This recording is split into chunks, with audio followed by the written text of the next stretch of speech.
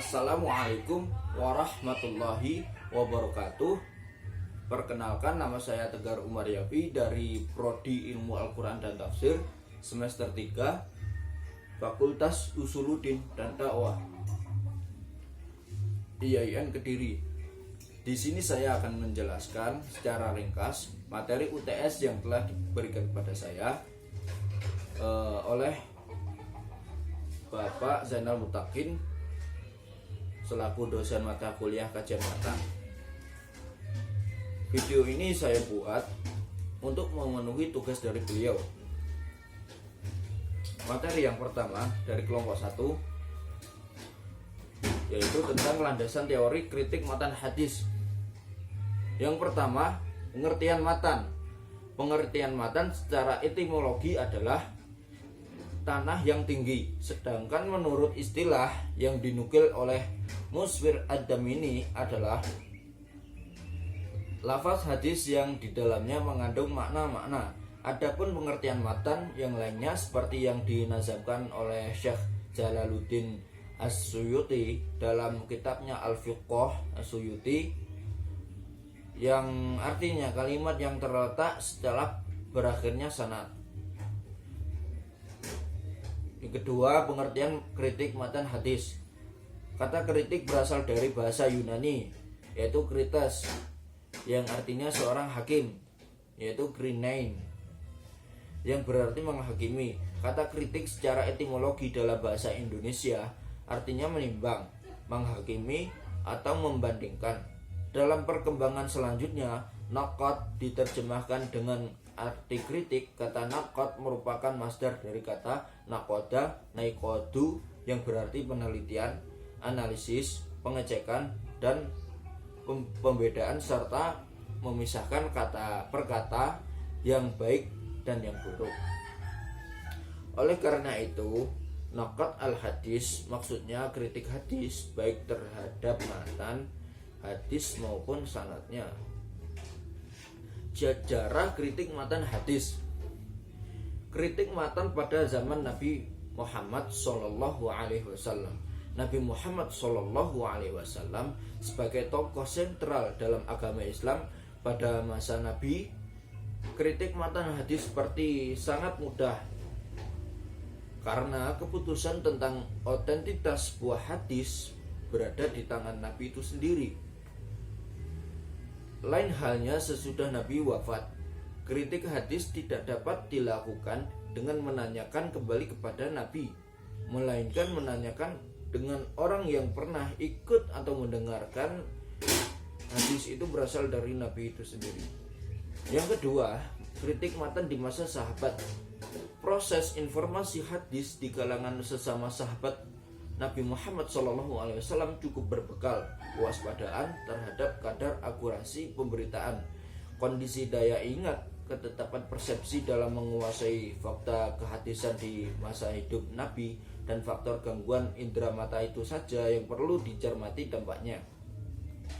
Antara sesama sahabat tidak terpantau kecenderungan mencurigai kedustaan, baik dalam memberitakan sendiri setiap informasi hadis atau yang berasal dari sahabat lain.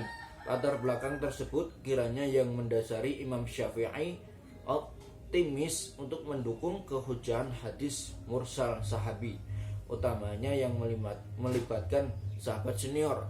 Kritik matan di masa tabi'in.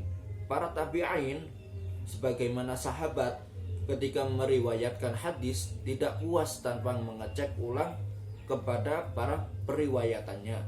Apabila pada masa sahabat kritik hadis dilakukan semata-mata guna memperoleh pemantapan pemberitaan, maka pasca fitnah segala langkah metodologis kritik sanad dan matan diorientasikan pada maksud tujuan pemikiran makbul dalam kurung diterima sebagai hujjah syar'iyah atau harus mardud dalam kurung ditolak. Pada masa ini para tabi'in melakukan penelitian matan dengan cara mu'aradhah. Yang keempat, kritik matan di masa muhaddisin. Integritas keagamaan al-adalah pembawa berita hadis mulai diteliti terhitung sejak terjadi fitnah, yakni peristiwa Khalifah Utsman bin Affan terbunuh berlanjut dengan kejadian-kejadian lain sesudahnya. Fitnah tersebut menimbulkan pertentangan yang tajam di bidang politik dan pemikiran keagamaan. Keutuhan umat Islam pun terpecah, sebagian mengikuti aliran Syiah, Khawarij, Murji'ah, Qadariyah, dan gelombang berikutnya Mu'tazilah.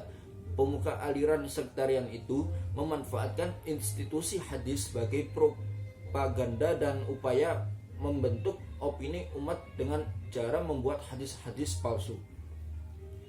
Yang kelima, matan di masa kontemporer. Sebenarnya ulama terdahulu telah mencurahkan perhatiannya terhadap kritik matan hadis. Kitab yang membahas matan hadis pertama muncul dalam bentuk penyelesaian hadis-hadis kontroversi, baik kontroversi hadis dengan hadis sahih, hadis dengan akal, maupun dengan Al-Quran. Kitab Ikhtilaf Al-Hadis yang ditulis oleh Imam Muhammad Ibnu Idris Syafi'i atau Imam Syafi'i digunakan untuk menyelesaikan hadis yang kelihatannya saling bertentangan, terutama yang menyangkut hukum. Tujuan kritik matan yang pertama, untuk menentukan benar tidaknya matan hadis. Yang kedua, untuk mendapatkan pemahaman yang benar mengenai kandungan ayat terdapat dalam sebuah matan hadis. Materi yang dari kelompok 2 tentang kritik matan hadis di kalangan sahabat. Yang pertama, pengertian hadis dan kritik matan. Hadis adalah perkataan, perbuatan, dan ketetapan Nabi Muhammad SAW yang dijadikan sebagai landasan syariat Islam. Hadis merupakan sebuah teks normatif kedua setelah Al-Quran. Matan adalah perkataan yang disebut pada akhir sanad.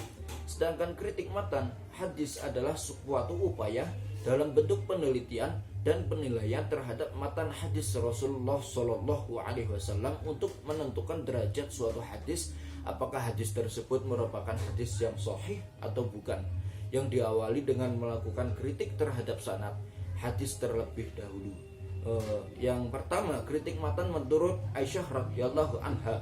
Aisyah radhiyallahu anha mendengar Rasulullah SAW bersabda, tak seorang pun yang dihisab melainkan akan hancur. Pernyataan Nabi Muhammad SAW ini terasa sangat janggal baginya. Karena itu ia segera berkata, wahai Rasul, bukankah Allah Subhanahu wa Ta'ala telah berfirman, yang artinya adapun orang yang diberikan kitab dari sebelah kanannya, maka ia akan diperiksa dengan pemeriksaan yang mudah. Quran surah Al-Insyiqaq ayat 7-8. Beliau menjawab, Rasulullah pun menjawab, itu adalah pemeriksaan sepintas dalam kurung al-ard. Tetapi orang-orang yang diperiksa secara ketat pasti akan hancur. Yang kedua, kritik Aisyah terhadap riwayat-riwayat Abu Hurairah. Abu Hurairah memang sering meriwayatkan hadis. Bahkan satu majelis ia terkadang meriwayatkan bermacam-macam hadis. Suatu ketika Aisyah radhiyallahu anha mendengar Abu Hurairah duduk di Masjid Nabawi yang tidak jauh dari kamar Aisyah. Tetapi beliau kemudian mengkritik seraya mengatakan Rasulullah SAW tidak pernah menyebutkan hadis seperti itu. Tak pelak lagi bahwa cara yang ditempuh Abu Hurairah itu sering menjerumuskannya kepada kekeliruan, khususnya berkenaan dengan nama-nama tempat atau kata-kata yang kurang jelas didengar oleh para sahabat. Meskipun umumnya dia tidak banyak meriwayatkan hadis itu secara menyendiri. Yang ketiga, kritik terhadap riwayat-riwayat Umar. Imam Bukhari dan Imam Muslim meriwayatkan sebuah hadis dari Ibnu Abbas. Ia berkata, beberapa orang yang saya pandang mendapatkan ridho Allah, salah satunya adalah Umar, memberikan kesaksian kepadaku bahwa Nabi Muhammad SAW melarang melakukan sholat setelah subuh sehingga matahari terbit, dan setelah asar sehingga matahari terbenam. Imam Bukhari dan Imam Muslim juga meriwayatkan hadis senada dari Abu Hurairah radhiyallahu anhu. Ketika riwayat itu didengar oleh Aisyah, ia mengingkarinya seraya mengatakan Umar melakukan kesalahan. Sebenarnya Rasulullah SAW hanya bersabda, janganlah kalian memilih waktu matahari terbit untuk melakukan sholat. Dalam hal ini Aisyah sejalan dengan riwayat Abdullah bin Umar.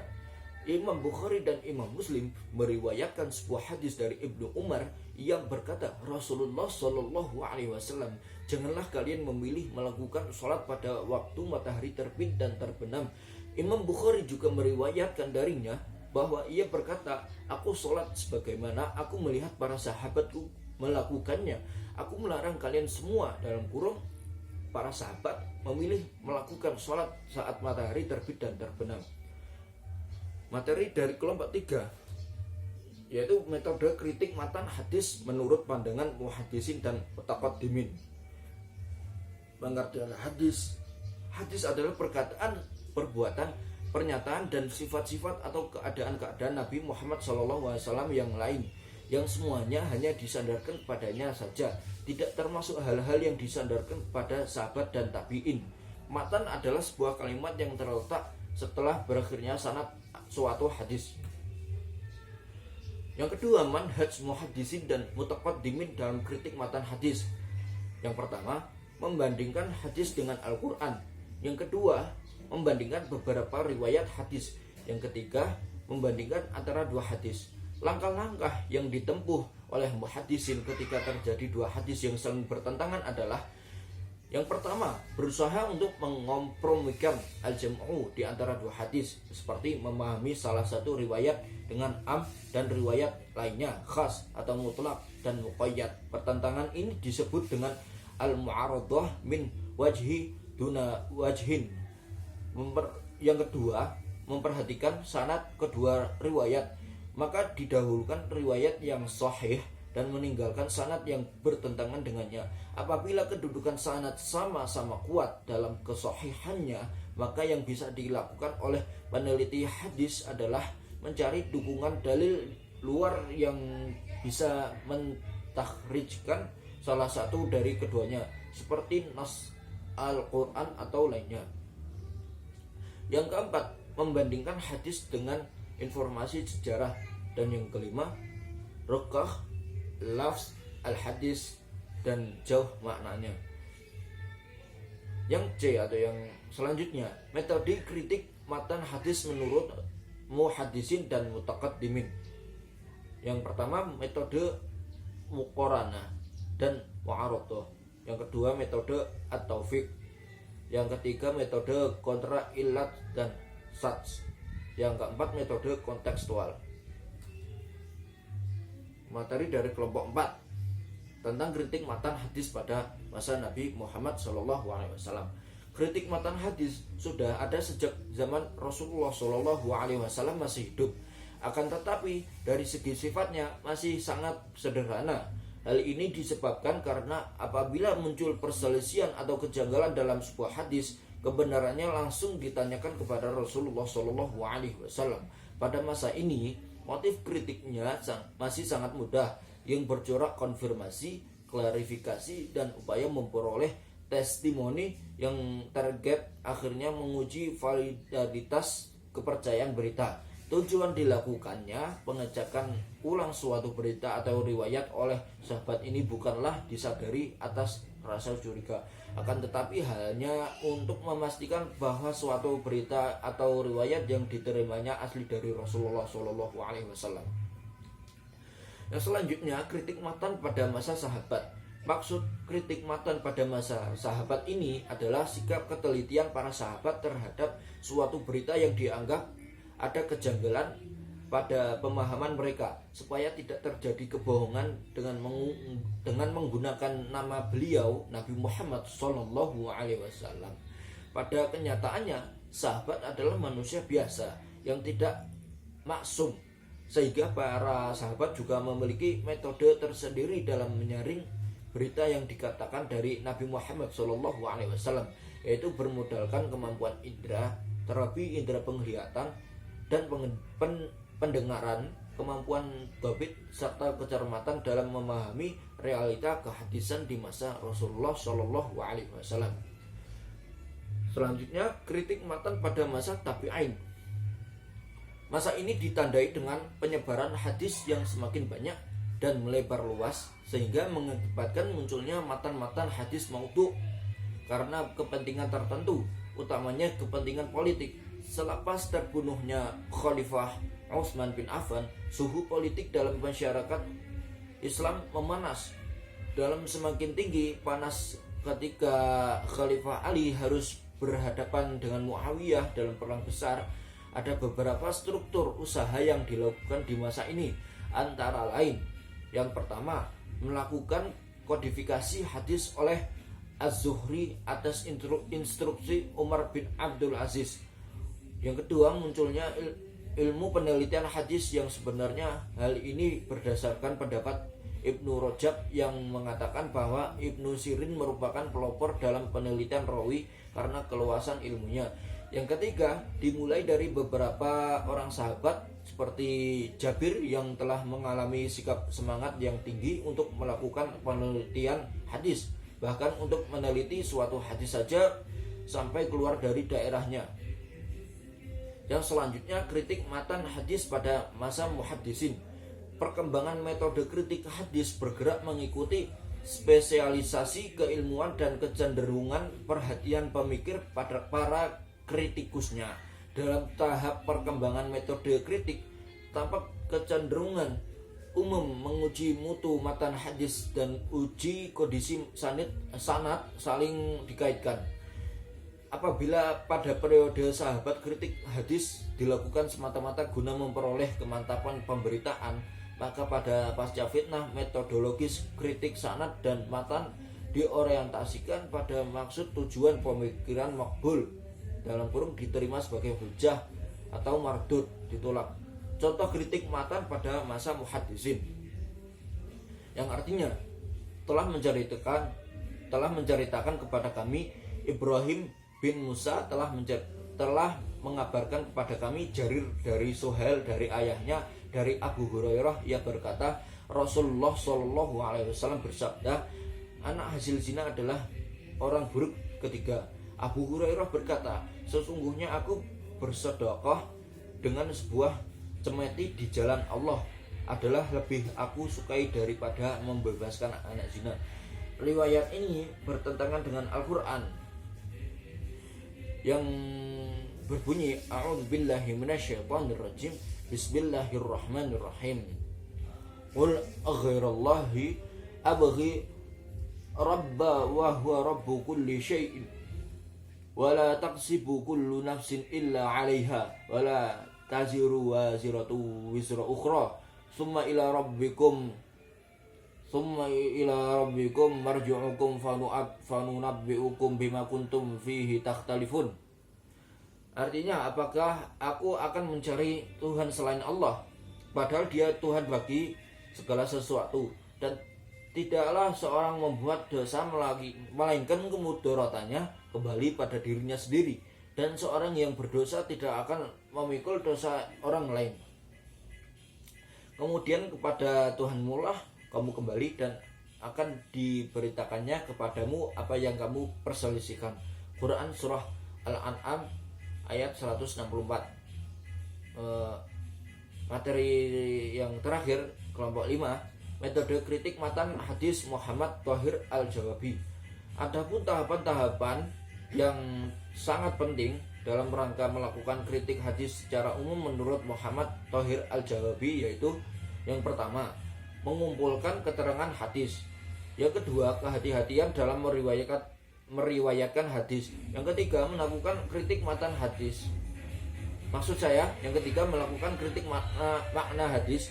Yang keempat, melakukan kritik perawi. Yang kelima, mencari sanad hadis. Yang keenam, membuat fondasi ilmu jarh wa ta'dil.